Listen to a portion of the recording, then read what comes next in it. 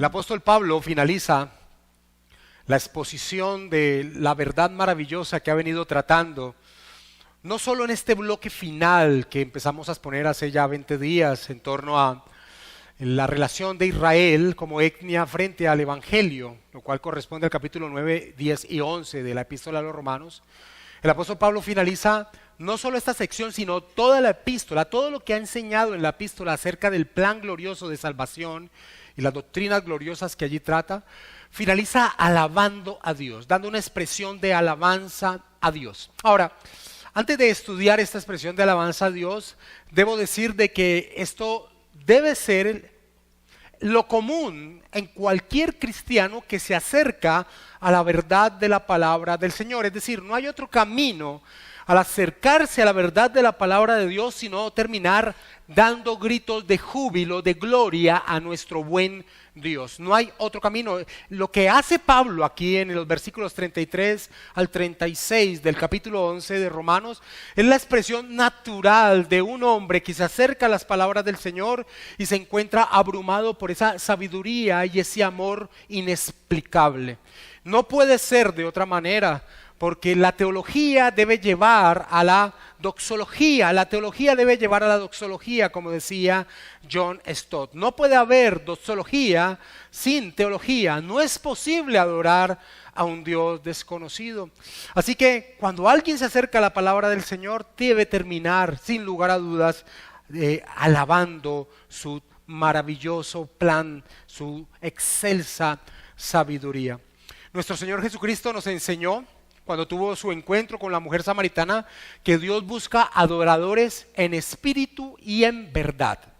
Y ese adorador en espíritu y en verdad no puede surgir sino de alguien que se acerca al estudio de la palabra del Señor. Una persona que diga alabar a Dios pero que ignora la verdad de las Escrituras, realmente no está alabando al Señor de las Escrituras, sino que está alabando al ídolo que ha formado en su corazón, pero está muy lejos de alabar al Señor de las Escrituras. Por favor, leamos del versículo 33 al 36 para que veamos cómo el apóstol Pablo finaliza alabando a Dios después de exponer el glorioso plan de salvación. El apóstol Pablo dice: oh profundidad, y ahora en el primer culto decía que muchas veces me cuesta trabajo no saber cómo leer ese versículo 33 que Reina Valera expone con símbolos de admiración, tal vez con un grito. Yo me imagino al apóstol Pablo después de exponer lo que has puesto, después de dar lo que le ha sido revelado, tal vez poniéndose en pie del lugar donde está, decirle al amanuense que pare un momento y tener que gritar porque no puede expresar de otra manera la sabiduría divina de Dios. Y de esa manera, con ese entendimiento deberíamos leer este versículo 33 de Romanos 11. Él dice: oh profundidad de las riquezas y de la sabiduría y de la ciencia de Dios, cuán insondables son sus juicios e inescrutables sus caminos. Porque ¿quién entendió la mente del Señor? ¿O quién fue su consejero? ¿O quién le dio al primero para que le fuese recompensado? Porque de Él y por Él y para Él son todas las cosas, a Él sea la gloria por los siglos. Amén. Es una expresión gloriosa que hace el apóstol Pablo. Y en el versículo 33, el apóstol Pablo expresa un entendimiento de la distancia que hay entre la sabiduría de Dios y el razonamiento humano. El versículo 33 es esa expresión, la expresión de la inmensidad de lo lejano que está el hombre en su entendimiento en torno a la salvación, que es el tema que Pablo ha venido tratando, la lejanía que tiene el hombre en torno a cómo es que puede alguien ser salvo entre el razonamiento humano y lo que Dios enseña en su bendita palabra. Y el apóstol Pablo en ese versículo 33 nos lo hace ver a través de expresiones como: oh profundidad, cuán insondables, inescrutables. Son expresiones que tratan de enfatizar lo lejos del pensamiento humano frente a la verdad divina en torno a la salvación. Y esto se debe a que el razonamiento humano, cuando piensa en torno a la salvación, casi siempre trae como ilustración a su mente la balanza. Y piensa que aquel que será salvo es aquel que hacia el final de los tiempos se coloque una balanza, y si ha hecho más obras buenas que malas, entonces Dios le dirá que entre a su reino glorioso. Nosotros podemos ver que ese es el pensamiento humano en las religiones que nosotros encontramos en todo el mundo. Las religiones que nosotros encontramos en todo el mundo es que se piensa que las personas trascienden en sus vidas, sea la creencia que tenga, que trascienden en sus vidas porque han hecho más cosas buenas que malas. Ese es el pensamiento natural. Pero cuando se estudia el plan de redención de Dios, vemos lo infinitamente alejado que está el plan glorioso de redención divino con el pensamiento humano. Y Pablo tiene que expresarlo de esta manera: qué insondables, qué inescrutables, qué profundidad de la sabiduría, del conocimiento, de los juicios de Dios, del camino divino. Y cuando un hombre con el Santo Espíritu de Dios en su ser se acerca a esa verdad, pues esa verdad lo humilla a nuestro ser en torno a la sabiduría divina. El profeta Isaías, Dios hablando a través del profeta Isaías, da esta misma verdad, la verdad de la distancia que hay entre Dios y sus planes gloriosos y el razonamiento humano. El profeta Isaías, Dios hablando a través del profeta Isaías, dice: porque mis pensamientos no son vuestros pensamientos, ni vuestros caminos mis caminos, dice Jehová. Como son altos los cielos de la tierra, así son mis caminos más altos que vuestros caminos, y mis pensamientos más que vuestros pensamientos. ¿Qué inmensidad de distancia hay entre el razonamiento humano frente a la verdad divina en torno a la salvación? Uno de los grandes teólogos que ha tenido la historia de la cristiandad fue John Owen. Y John Owen tenía que expresar esta misma distancia frente a la sabiduría divina. Él decía: las personas del más alto y eminente logro, de la más cercana y familiar comunión con Dios, no conocen aún en esta vida más que un poco de Él y de su gloria. Nuestros pensamientos, nuestras meditaciones, nuestras expresiones de Él son limitadas. Muchas de ellas indignas de su gloria. Ninguna de ellas alcanzan sus perfecciones. Hacer teología, decía Owen, es un ejercicio para llegar a saber lo poco que sabemos y volvernos más humildes en el proceso. Y es por esa razón que hay algo característico en todos los escritos del apóstol Pablo, pero con mayor énfasis en esta epístola a los romanos. El apóstol Pablo en esta epístola nos ha mostrado que cada vez que trae una revelación del plan glorioso de salvación, lo soporta a través de las escrituras. Y eso que Pablo es un genio intelectual, así lo consideran aún personas que no son cristianas. Pablo fue un genio intelectual, era un hombre versado, muy tremendamente, con un gran conocimiento aún dentro de la cultura grecorromana, del pensamiento de los filósofos, conocedor de las sagradas escrituras. Pero este genio intelectual, cada vez que daba una expresión de la verdad gloriosa en torno al plan de salvación, se sometía a la verdad que tenían las escrituras. Cada vez que Pablo exponía algo del glorioso plan de salvación, soportaba lo que estaba diciendo en la verdad de las sagradas escrituras que él poseía. Eso lo hemos visto a través de toda esta exposición. ¿Y sabes qué es lo más tremendo? Aún en esta expresión del versículo 33 en torno a la distancia que hay entre la sabiduría de Dios y el razonamiento humano en torno al plan de salvación, Pablo hace lo mismo, soporta lo que acaba de decir en el versículo 33 con dos pasajes bíblicos, porque él sabe la inmensidad de distancia que hay y todo lo que dice tiene que estar sometido a la palabra del Señor. En el versículo 34 de Romanos capítulo 11, el apóstol Pablo trae un pasaje de Isaías, un pasaje del capítulo 40 de Isaías. La intención que tiene el apóstol Pablo es que vayamos al contexto que trata ese pasaje de Isaías capítulo 40. Y en ese pasaje hay una exposición acerca de la diferencia que hay entre los planes de Dios con su pueblo versus aquellas naciones que querían interponerse en esos planes. Isaías 40 muestra la diferencia de lo sublime del poder, del conocimiento y del control divino frente a lo bajo, a lo incapacitado del poder de los demás hombres de las naciones. Pablo principalmente o específicamente toma Isaías capítulo 40 versículo 13. Él expone el versículo 34, perdón que no lo he leído, de Romanos 11 lo siguiente: porque ¿quién entendió la mente del Señor? ¿O quién fue su consejero? Este pasaje está en Isaías capítulo 40 versículo 13. ¿Quién enseñó al Espíritu de Jehová? ¿O le aconsejó enseñándole? Pero lo interesante es ver todo ese contexto que ya he explicado de Isaías 40. Ahora, quiero leer algunos versículos de Isaías capítulo 40 para que veamos la fuerza que tiene, esa distancia que hay entre el poder y la sabiduría divina versus las intenciones aún de los hombres representados por las naciones dentro del contexto de Isaías 40. Voy a leer del versículo 12 al 15 de Isaías 40. ¿Quién midió las aguas con el hueco de su mano y los cielos con su palmo? Con tres dedos juntó el polvo de la tierra y pesó los montes con balanza y con pesas los collados.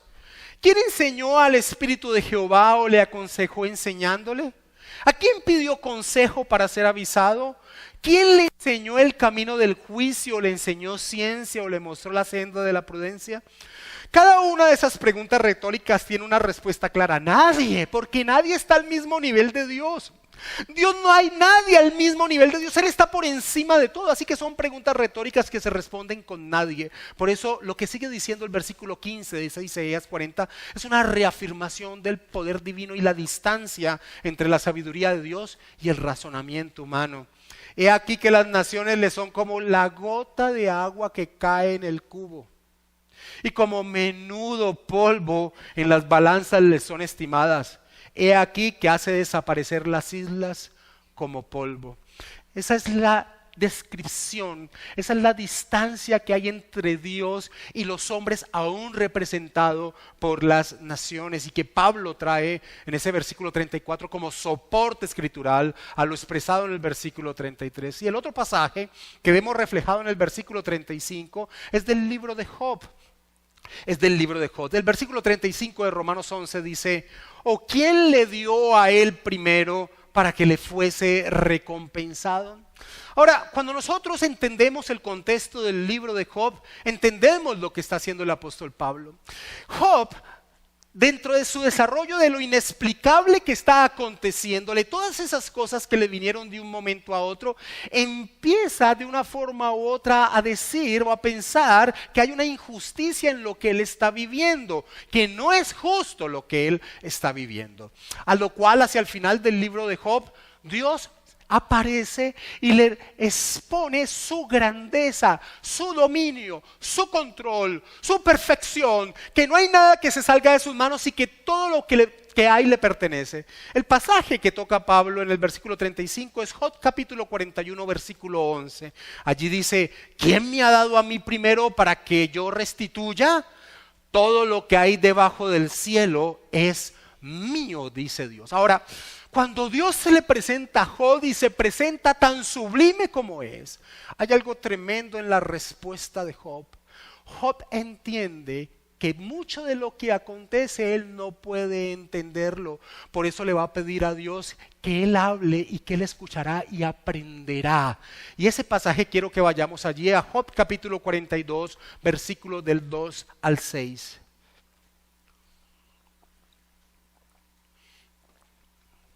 Y esta es la respuesta de Job a esa presentación gloriosa de Dios. Job 42, versículo del 2 al 6. Yo conozco que todo lo puedes y que no hay pensamiento que se esconda de ti. ¿Quién es el que oscurece el consejo sin entendimiento? Por tanto, yo hablaba lo que no entendía, cosa demasiado maravillosa para mí que yo no comprendía. Oye, te ruego y hablaré, te preguntaré y tú me enseñarás. De oídas te había oído, mas ahora mis ojos te ven. Por tanto me aborrezco y me arrepiento en polvo y ceniza. Job pudo llegar a entender, como el apóstol Pablo expresa hacia el final de su alabanza en el capítulo 11, Job pudo llegar a entender que todo lo que existe, que todo lo que ocurre y que todo lo que ocurrirá tiene un único propósito, y ese propósito es la gloria de Dios. Y así finaliza el apóstol Pablo esta expresión gloriosa en torno al plan divino de salvación y lo alejado que estamos los hombres de poder nosotros racionalizar ese mensaje si Él no nos lo enseña como ha hecho a través de su palabra. Pablo termina diciendo en el versículo 36, porque de Él y por Él y para Él son todas las cosas, a Él sea la gloria por los siglos. Amén. Pablo expresa la realidad del significado de la existencia. Así que cuando el cristiano se acerca a la bendita palabra del Señor, el cristiano se somete a lo que la bendita palabra del Señor le enseña. Y cuando es afectado, cuando se acerca bajo ese principio, bajo el principio de acercarse sometido a lo que ella le enseña, el resultado que tiene ese principio es que vive una vida para la gloria de Dios. Que vive una vida para la gloria de Dios. Cuando nosotros estudiamos la Biblia, nosotros no nos acercamos al estudio de la Biblia como cuando nos acercamos al estudio de cualquier otro libro. Con cualquier otro libro, aún libros cristianos, aún libros escritos por hombres cristianos, nosotros nos acercamos con un espíritu crítico. Nosotros no nos acercamos creyendo todo lo que ellos dicen, pero cuando nos acercamos a las Escrituras, nosotros nos acercamos humillados ante ella. Nosotros no nos acercamos con un espíritu crítico, sino un espíritu enseñable. ¿Qué me enseñas tú a través de tu palabra? El cristiano verdadero somete su razón a las Escrituras, y cuando somete su razón a las Escrituras, el resultado natural es una vida que glorifique a Dios. Y precisamente ese principio, el principio de someterse a la verdad de las Escrituras, fue lo que el movimiento reformador del siglo XVI rescató de las tinieblas en que el pecado humano había ocultado la gloriosa verdad de la palabra de Dios. Durante mucho tiempo, durante muchos siglos, la luz de la Escritura había sido reemplazada por las tinieblas de la razón humana y el interés propio de hombres dentro de la iglesia de Roma. Lo que guiaba a la iglesia no era la revelación de la palabra de Dios. Lo que guiaba a la iglesia era el raciocinio y el interés de hombres que, situados en posiciones de autoridad en la iglesia, destruyeron las verdades de la Escritura por verdades humanas. Colocaron por encima de la bendita Escritura las doctrinas que creaban según les pareciera y fueran populares dentro del pueblo. Esa era la forma en que surgían las doctrinas en medio de la iglesia de Roma. La iglesia de Roma subyugó a la Biblia a sus propios intereses y por esa razón la ocultaba al pueblo. No les daba la Escritura al pueblo, la tenían en un idioma diferente a los pueblos, diciendo que ellos solamente eran los autorizados y capacitados para poder interpretarla y entonces sí enseñarla al pueblo. Pero lo hacían a través de los intereses de un corazón caído, porque no se sometían a las Escrituras. Ellos estaban por encima de las Escrituras. Y es por esa razón que el resultado que vemos en la iglesia de Roma, no solo en esa época, sino aún hasta el día de hoy, es que no es una iglesia, si pudiéramos llamarle iglesia, no es una iglesia que se humillara ante Dios. Lo que sucedió fue todo lo contrario. El ego humano se expresó con potencia. Castillos, riqueza, trajes suntuosos, una vida libertina era y es la característica del clero de Roma. La tradición por encima de las Escrituras. Un grupo de hombres por encima de las Escrituras. Ahora, cuando uno le expresa a un católico que conoce más o menos su doctrina, no el católico nominal que no conoce nada ni siquiera de la doctrina católica, sino cuando uno le expresa esto a un católico que conoce su doctrina, ellos dicen, no, nosotros no enseñamos que el magisterio, que la tradición esté por encima de las Escrituras, sino que está a su mismo nivel. Como si eso fuera ya de por sí no fuese una herejía colocar a la escritura al nivel del razonamiento humano. Ellos tratan de decir, no es así, pero la realidad es que cuando se dice que algo está al mismo nivel, pero esto, que es la tradición, interpreta las escrituras y le da su interpretación y lo enseña así, ellos se están colocando por encima de las escrituras. Charles Hodge así lo explica. Si hay dos reglas de doctrina de la misma autoridad, como lo enseña Roma, nosotros no decimos que el magisterio está por encima de la Biblia, nosotros decimos que están al mismo nivel. Hodge explica el problema. Si hay dos reglas de doctrina de la misma autoridad y una de ellas explicativa e infalible intérprete de la otra, es necesariamente la interpretación la que determina la fe del pueblo. En lugar entonces de reposar nuestra fe en el testimonio de Dios como está registrado en su palabra, reposa sobre lo que unos pobres hombres, falibles, frecuentemente fantasiosos y llenos de prejuicios, nos dicen que es el significado de esa palabra. Y así era en medio de un mundo lleno de ignorancia en torno a la voluntad de Dios. El pueblo asumía que lo que le enseñaban sus principales dirigentes religiosos era la verdad, la voz de Dios, pero era todo lo contrario. Así estaba el pueblo sumido, porque los hombres se habían colocado por encima de la palabra de Dios. Roma no puede gritar como el apóstol Pablo en Romanos 11, versículo 33 al 36. No puede gritar porque no lo hace, porque no se colocan por debajo, porque no los lleva a humillación, sino que se colocaron por encima y trajeron falsedad al pueblo. Pero en la providencia de Dios, Dios utilizó una herramienta llamada Martín Lutero, que en medio del poder eclesial y civil de la época, los dos grandes poderes, al pedírsele que se retractara de lo que él estaba enseñando, que había surgido a través de que Lutero fue a las escrituras, vio la diferencia que había entre lo que Roma enseñaba y lo que las escrituras decían y empezó a reaccionar contra eso. Cuando se le pidió que se retractara, Martín Lutero expresa unas palabras que se convierten en las palabras que todo verdadero cristiano expresa frente a querer que vayamos en contra de lo que dice la bendita palabra del Señor. Lutero dijo lo siguiente: el Papa y los concilios han caído muchas veces en error y en muchas contradicciones.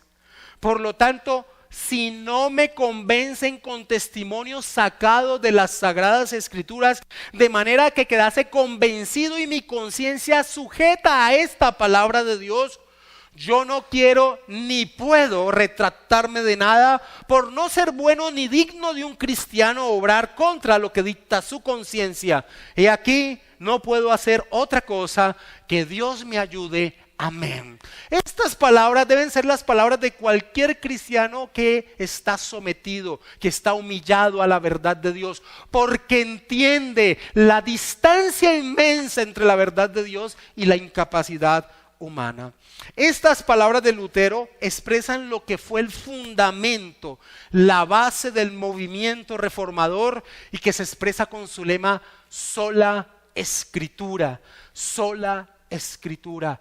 No la escritura y la tradición, no la escritura y el magisterio eclesial, no, sola escritura es la base de la vida de los creyentes. Lutero decía, las escrituras son la norma determinante, no la norma determinada para todas las decisiones de la fe y de la vida. Las escrituras son la norma determinante, ellas son las que guían mi vida, no lo que un magisterio de una organización humana me digan que enseña la escritura. Eso es lo que expresaba Lutero, y ese principio cambiaría todo. Ese principio trastornó a Europa en el siglo XVI. Ese principio trastornó esa cristiandad falsa que había en ese momento. La luz de la verdad disipaba las tinieblas de la mentira. Post tenebras luz es la expresión latina en torno a después de las tinieblas luz, que es lo que empezó a gritar la iglesia de Cristo. El movimiento reformador rescató las escrituras de la prisión en la que la tenía encerrada la iglesia de Roma y se la devolvió al pueblo. Y se la devolvió al pueblo. El pueblo ahora tenía en sus manos la verdad y la verdad trae libertad.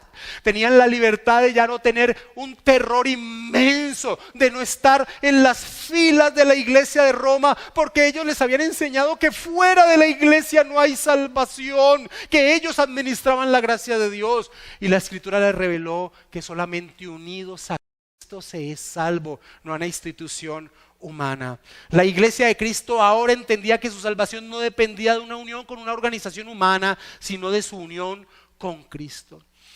Nosotros podemos entender el horror, el temor, el miedo que le causaba a Roma que el pueblo tuviera la Biblia en sus manos. Podemos entenderlo a través de una historia en la vida de Martín Lutero. Martín Lutero, aún siendo un monje católico, pero ya viendo las diferencias que había entre lo que Roma enseñaba con lo que la Biblia enseñaba, empezó a compartir el deseo de que el pueblo tuviese la Biblia en su idioma y que la pudieran entender. A lo cual uno de sus compañeros monjes le dijo lo siguiente, y aquí podemos ver el terror que tenía Roma.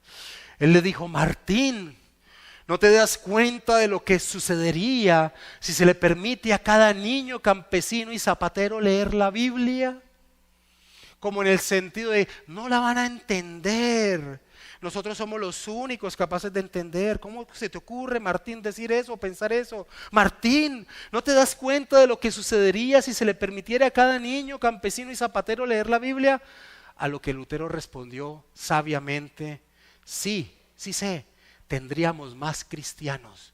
Eso sería lo que acontecería. El principio de sola escritura nos lleva a conocer la verdad. Una verdad que humilla al hombre y que tiene como único fin y objetivo la gloria de Dios. Las escrituras nos enseñan que toda la creación, que la creación entera tiene como meta exponer la gloria de Dios. Cuando el apóstol Juan escribe el Apocalipsis, afirma lo siguiente: Señor, digno eres de recibir la gloria y la honra y el poder, porque tú creaste todas las cosas y por tu voluntad existen y fueron creadas. Esto está en Apocalipsis capítulo 4 versículo 11. Señor, digno eres de recibir la gloria y la honra y el poder, porque tú creaste todas las cosas y por tu voluntad existen y fueron creadas. La creación tiene un único objetivo. Todo lo que existe tiene un único objetivo: la gloria de Dios. Dios creó con el objetivo que su creación le produjese, resaltase su bendita gloria, su bendita majestad. Ese es el propósito de lo que existe. Por eso los hombres en su estado natural son hombres miserables. Los hombres piensan que la existencia tiene sentido en torno a sí mismos. Se levantan por la mañana y piensan y se preocupan y se deprimen y caen en una cantidad de sentimientos porque giran en pos de sí mismos, cuando no han entendido que todo lo que gira es en torno a Dios y que hacer eso trae el gozo y la plenitud de la existencia. Es un estado miserable. Calvino decía: la creación es el teatro, es decir, el escenario donde se despliega la gloria de Dios.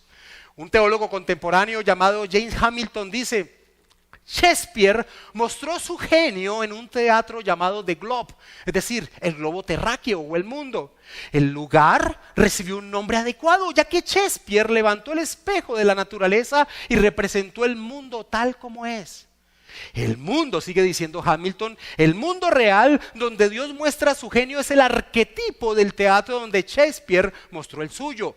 Dios construyó este escenario para mostrar su arte. El mundo es un teatro para el despliegue de la gloria de Dios, termina diciendo Hamilton.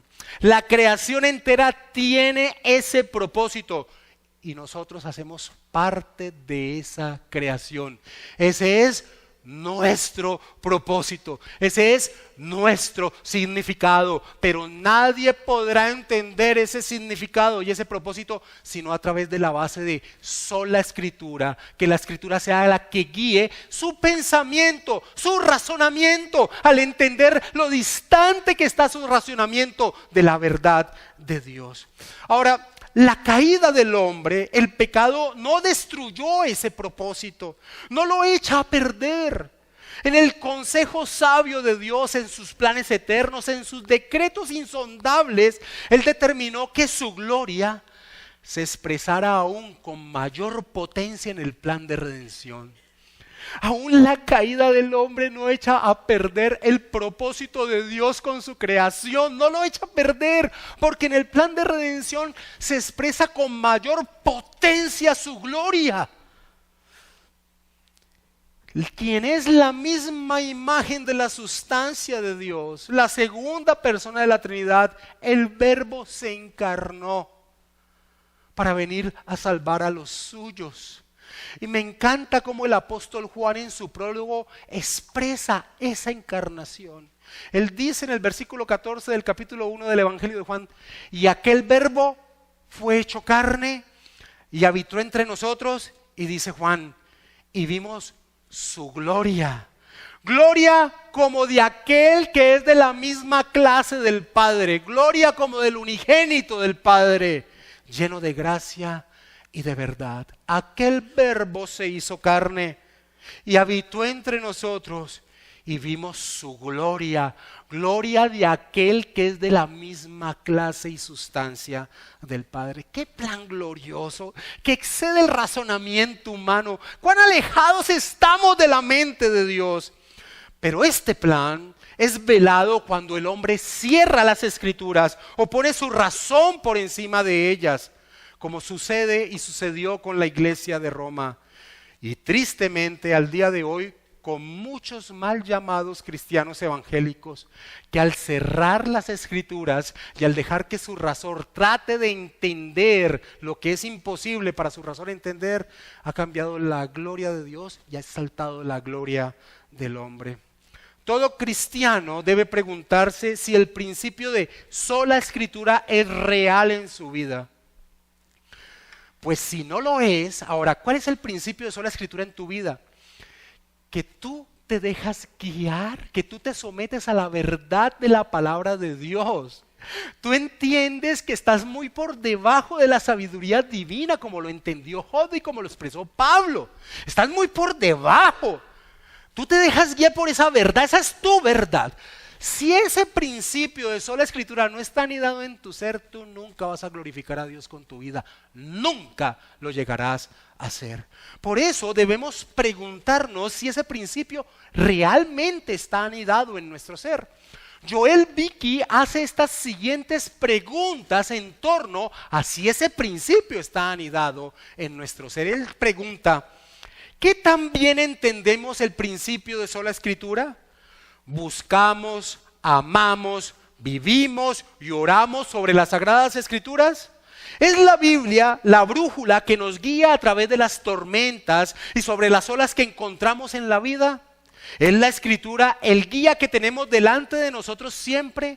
¿La regla por la cual trabajamos? ¿El agua con la cual nos lavamos? ¿El fuego que nos calienta? ¿El alimento que nos nutre? ¿La espada con la cual luchamos? ¿El consejero que resuelve nuestras dudas y temores? ¿Y la herencia que nos enriquece?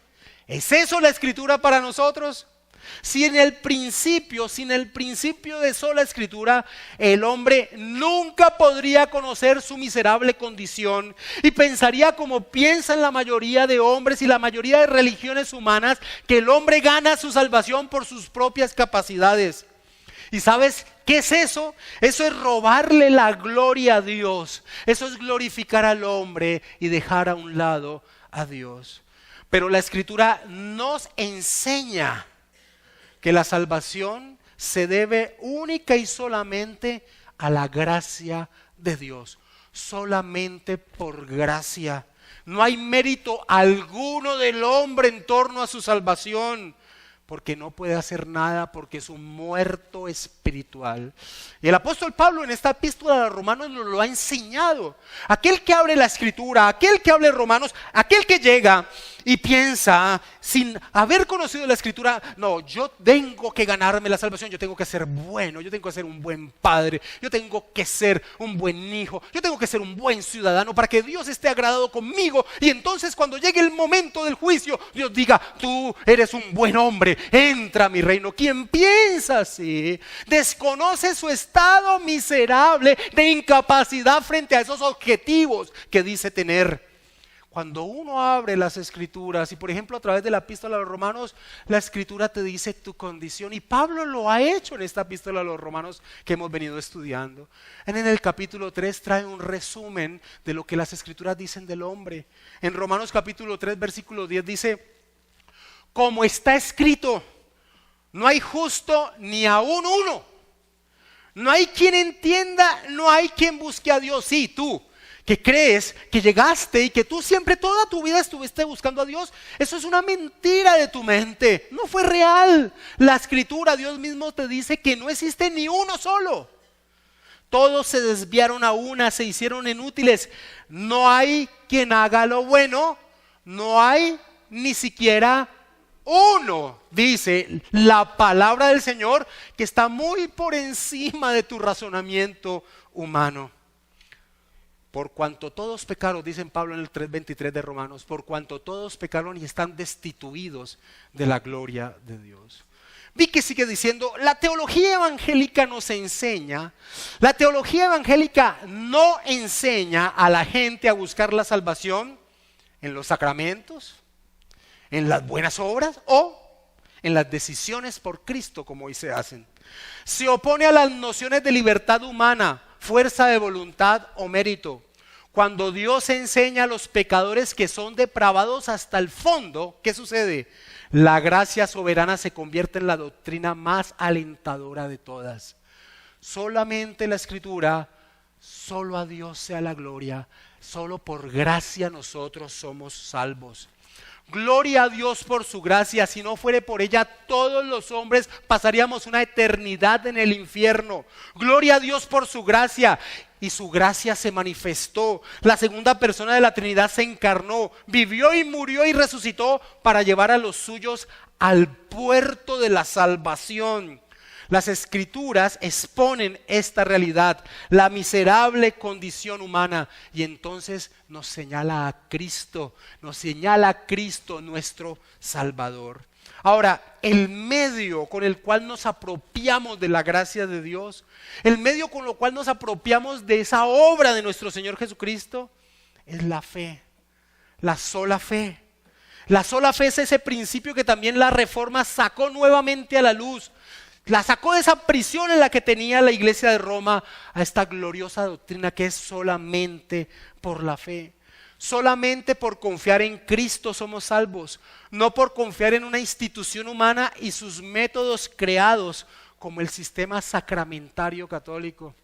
El día jueves, en medio de el seminario de Biblia que estamos finalizando del panorama del Nuevo Testamento, alguien preguntó, ¿un católico puede llegar a ser salvo? ¿O un católico puede llegar a ser salvo? A la respuesta, y la respuesta que se debe dar es, ¿ese católico ha confiado en Cristo? Porque si ha confiado en Cristo en torno a su salvación ya no es católico. ¿Cómo así? Claro, porque el católico en torno a su salvación confía en el sistema sacramentario de la Iglesia Católica. Porque el dogma de la Iglesia Católica es que ellos administran la gracia de Dios a través del sistema sacramentario. Así que si alguien confía en Cristo ya no es católico, porque la base de la salvación católica es el sacramento, es el cumplimiento de los sacramentos de la Iglesia de Roma. Así que la fe reformada sacó a luz la sola fe, solamente en Cristo, no Cristo más otras cosas, más sacramento, no, solamente por fe en la obra de nuestro Señor Jesucristo.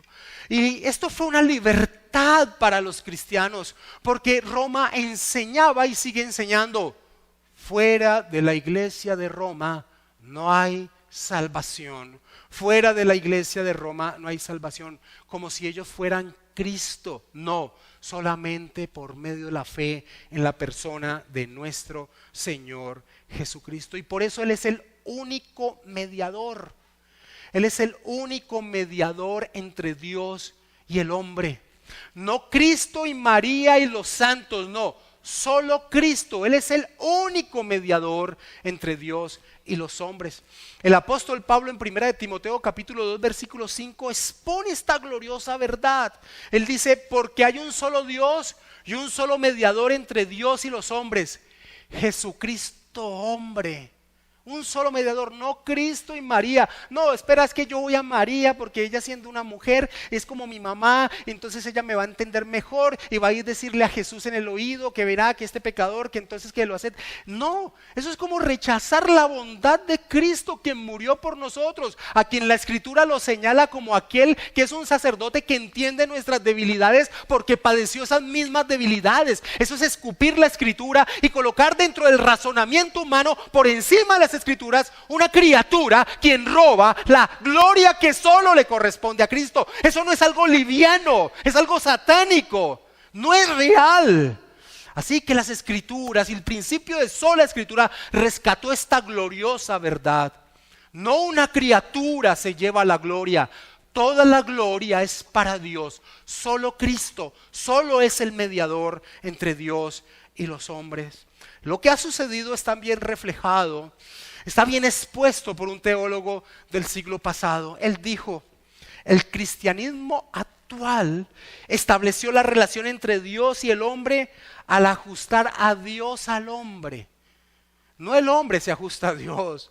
El Dios del cristianismo actual es que Dios se ajuste al hombre, proclamando un Dios sin ira que lleva a hombres sin pecado a un reino sin juicio a través de los servicios de un Cristo sin cruz. Esa es la teología de la iglesia de hoy. Una iglesia que ajusta a Dios al hombre a la medida del creyente. ¿Cuál es tu Dios? Mi Dios es aquel que me ayuda a conseguir los anhelos de mi corazón. Ese es mi sirviente al cual yo le llamo Dios. Al hombre, ajusta a Dios al hombre, proclamando a un Dios sin ira. Dios es ese viejito bonachón que entiende todo lo que sucede con mi vida y me da palmaditas en la espalda y dice, tranquilo, mijo. Que lleva a hombres sin pecado. No, pecado no, son flaquezas, errores. Dios me entiende. A un reino sin juicio. Usted si se muere, ¿a dónde va? Al cielo, le dice el 100% de las personas. A través de los servicios de un Cristo sin cruz. Jesús es el man chévere. Es una teología caída, diabólica, humana. Pero la iglesia del Señor Jesucristo es columna y baluarte de la verdad. Pero la iglesia del Señor Jesucristo no cumplirá esta misión sin las bases que el movimiento reformador rescató de la oscuridad y tinieblas en las que se hallaba. Sola Escritura expresan que la salvación es solamente por la gracia de Dios, por medio de la fe, a través de la persona y obra de nuestro Señor Jesucristo. Pero cuando la iglesia tiene esas bases, ¿sabe qué sucede? Expresa su vida y con todas sus fuerzas en torno a la gloria divina. No hay otro camino diferente. Como el apóstol Pablo decía, sean que coman o que beban o que hagan cualquier otra cosa, háganlo todo para la gloria de Dios, como enseña en 1 Corintios 10:31. Y es por esa razón que lo que a continuación hace el apóstol Pablo con la epístola a los romanos es precisamente exponer una vida acorde a haber entendido el plan glorioso de salvación. Por eso a partir del capítulo 12 de Romanos el apóstol Pablo va a exponer la vida que agrada a Dios, la vida que tiene una respuesta natural en torno a lo que Dios ha hecho. Y eso podemos verlo reflejado en el versículo 1. Y léelo muy bien porque ahora vamos a ir a él otra vez. Romanos 12:1, el apóstol Pablo, después de dar esta expresión de gloria, dice, así que hermanos, os ruego por la misericordia de Dios que presentéis vuestros cuerpos en sacrificio vivo, santo, agradable a Dios, que es vuestro culto racional. Sus vidas que agraden a Dios es la respuesta natural a lo que Dios ha hecho por nosotros. Y amados hermanos, hoy celebramos el día de la Reforma y uno de sus frutos más gloriosos fue permitir a cada cristiano entender esta gloriosa responsabilidad que tiene con su vida, en el área en que desarrolla su vida. El cristiano, cada uno de los cristianos tiene como fin y meta, como obligación, glorificar a Dios en todo lo que haga. Y esto es fundamental, y este es uno de los legados maravillosos de la Reforma, porque trágicamente durante muchos años el pueblo vivió sumido en un pensamiento de imposibilidad en torno a que en sus diferentes labores podría glorificar a Dios. La iglesia de Roma había creado una división entre los hombres. Ellos decían, está el clero, ellos, y lo secular, los demás. Ellos, el clero, eran lo sacro, lo consagrado a Dios. Ellos tenían la vocación, el llamado divino. Lo que ellos hacían era lo sagrado. Por el contrario, lo que hacían las demás personas, sus acciones, sus trabajos, su vida diaria, era lo común, lo mundano, lo secular. El pueblo veía al sacerdote tal vez como los israelitas veían a sus sacerdotes, como los intermediarios entre Dios y los hombres. Podrían llegar a expresar, nosotros no podemos agradar a Dios con lo que hacemos. ¿Cómo voy a agradar a Dios si yo soy un simple zapatero, un simple panadero? Nosotros no podemos agradar a Dios con lo que hacemos, pero gracias a ustedes, clero puro, a su labor, de una forma u otra estamos siendo representados. Uno podría llegar a decir que eso era lo que pensaban ellos. Las personas no podían relacionar sus labores diarias con glorificar a Dios. Ellos eran lo común, lo secular. Pero la Reforma, exponiendo la verdad de las Escrituras, mostró la gloriosa verdad de que cada creyente es un sacerdote ante Dios y puede ofrecer su vida y serle agradable. Vuelve a leer el versículo 1 de Romanos 12 y mira el tinte de la obra sacerdotal que Pablo señala en cada uno de los creyentes. Así que, hermanos, os ruego por las misericordias de Dios que presentéis vuestros cuerpos en sacrificio vivo. Todos los cristianos somos delante de Dios sacerdotes ofreciendo nuestra propia vida para glorificarle. Lutero expresó lo siguiente: se ha establecido que el Papa, los obispos, los sacerdotes y los monjes sean llamados el estado eclesiástico, y las demás personas, sean quien sean, príncipes, señores, artesanos, agricultores, sean llamados el estado secular. Es una mentira sutil, dice Lutero, un engaño. Todos los cristianos somos en verdad el estado eclesiástico y no hay distingo, sino solo a causa del servicio que prestamos. Como Pablo lo indicó, todos somos un cuerpo, pero cada miembro tiene su función propia con la cual sirve a los restantes y glorifica a Dios con su servicio, decía Lutero. Y agregó que lo que hacía agradable a Dios no era la apariencia externa, trajes pomposos del clero, olor a incienso, anillos de oro, sino que lo que hacía agradable a Dios era el deseo ferviente de un corazón entregado a Dios. Por eso continuó diciendo, aunque un obrero común, un zapatero o un herrero puede estar sucio y lleno de hollín, o puede oler mal debido a que está cubierto de suciedad y alquitrán, y aunque apeste por fuera, internamente es incienso puro delante de Dios, porque considera la palabra de Dios en su corazón y la obedece. Michael Horton, que es un teólogo contemporáneo, mostrando lo que hizo esta verdad del sacerdocio universal de los creyentes, lo expresó en algo que sucedió en torno al arte, en torno a la cultura. Michael Horton dice, la Reforma produjo grandes artistas que fueron liberados de los temas casi exclusivamente religiosos comisionados por la iglesia. En esa época nadie podía pintar sino cuadros que le mandara la iglesia de tinte religioso, no más. Hasta entonces, sigue diciendo Horton, la mejor manera de ganarse la vida como artista era crear imágenes de Dios que están expresamente prohibidas en el segundo mandamiento.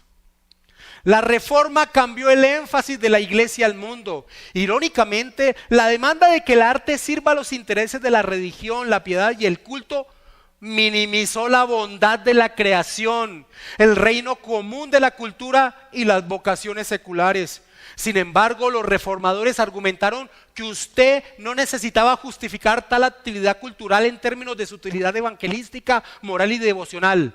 Un zapatero podría glorificar a Dios, dijo Lutero, haciendo un buen zapato y vendiéndolo a un precio justo.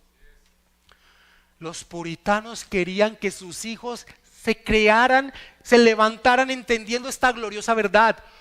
Todo lo que haces, sea el campo que hagas, todo lo haces para la bendita gloria de Dios.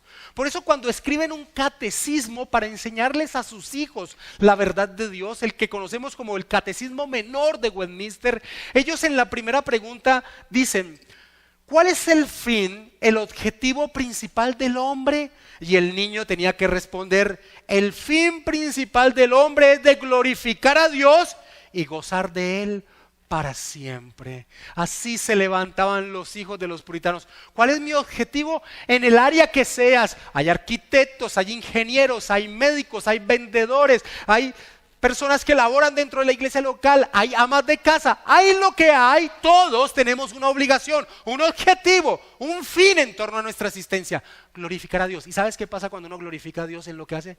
Se goza de Él para siempre. Hay gozo, hay plenitud, hay alegría. Si hay alguien que se levanta todos los días, hay un vacío en su corazón, un desespero, una depresión, es porque no está viviendo para glorificar a su Creador. Ese es el objetivo de la existencia. El apóstol Pedro, cuando les escribe a las iglesias que estaban siendo perseguidas en el Asia Menor, les dice: si alguno habla, hable conforme a las palabras de Dios. Si alguno sirve, sirva conforme al poder que Dios le da, para que en todo sea glorificado Dios por Jesucristo, a quien pertenecen la gloria y el imperio por los siglos de los siglos. Amén. Esto está en 1 de Pedro 4:11. La razón de nuestra existencia, la razón de nuestro trabajo, la razón de nuestros estudios, la razón de nuestro matrimonio, la razón de nuestras diversiones debe ser primeramente y principalmente la gloria de Dios. Y al hacerlo encontramos el que el hombre tanto busca. La iglesia necesita que los lemas de la reforma sean plasmados con potencia en cada creyente, porque el resultado serán vidas que realmente testifiquen el Dios que nos salvó. Dios busca ese tipo de adoradores, aquellos que no lo adoran solo de labios, sino con todo su ser.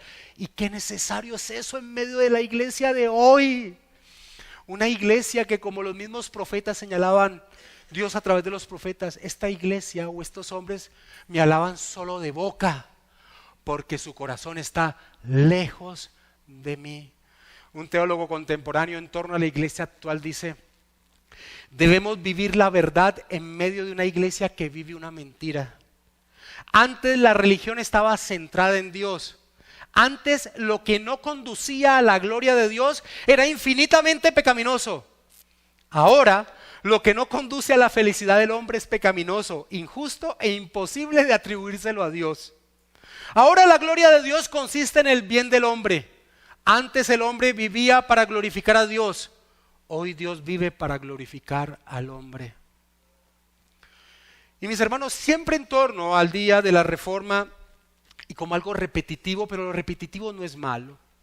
En el primer culto contaba que un profesor muy famoso y que marcó la historia de la apologética del cristianismo, llamado Cornelius Van Til, un profesor del seminario Westminster, él siempre iniciaba su clase dibujando dos círculos en el tablero. En un círculo colocaba a Dios y en el otro círculo, que estaba fuera de ese círculo, colocaba la creación. Van Til siempre iniciaba sus clases así, y su objetivo era resaltar que Dios es trascendente a su creación. Ahora, los alumnos se preguntaban por qué Van Til siempre arrancaba sus enseñanzas así. Decían: seguro por lo viejito no se acuerda que ya nos ha enseñado lo mismo. Ahora, no piensen que yo no me acuerdo, que lo que voy a enseñar no lo he enseñado siempre cuando termino la celebración del Día de la Reforma. Ha sido repetitivo, pero tiene un objetivo, igual que Van Til. Así que me van a criticar a mí, pónganme al nivel de Van Til y yo quedo contento. Y me gusta terminar siempre la celebración del Día de la Reforma con el cuadro que se colocó en el funeral de Martín de Lutero. Un cuadro pintado por Lucas Krasnas, que era el retratista autorizado de Lutero. Se pintó un cuadro en torno al funeral de Lutero. Y ahí está. Y ese cuadro muestra a la iglesia viendo predicar a Lutero o escuchando a Lutero, pero lo maravilloso es que lo que ven las personas no es a Lutero, sino que ven a Cristo crucificado, porque ese es el objetivo que tiene el púlpito. El púlpito tiene el objetivo de mostrar a Cristo, de mostrar su grandeza, de mostrar su gloria, de entender lo que significó su obra. Por eso Cranach así lo pintó, a las personas no viendo a Lutero. Lutero está predicando, pero ven es a Cristo crucificado. Pero eso no es lo más tremendo del cuadro de Cranach, siendo muy importante. Lo más tremendo dentro del cuadro de Cranach es que dentro del público, de aquellos que están mirando a Lutero, hay una persona que no está mirando a Lutero, sino que nos está mirando a nosotros que estamos mirando el cuadro. Y esa persona es Magdalena, la hija de Lutero que murió antes que Lutero. Cranach quiso pintar a la hija de Lutero mirándonos a nosotros como dándonos a entender, y esa fue la intención de Cranach, de mirarnos a nosotros y decir, ¿qué haremos con el legado de Lutero?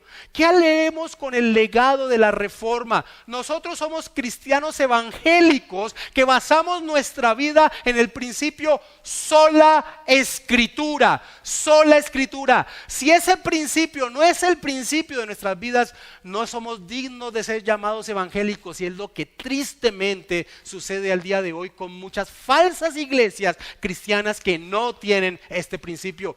Cada vez que tú seas tentado a colocar tu razón, tus pensamientos por encima de las escrituras, deslígate de la fe reformada. No lo eres, porque nosotros basamos nuestra fe en solamente las escrituras. Vamos a orar, amados hermanos.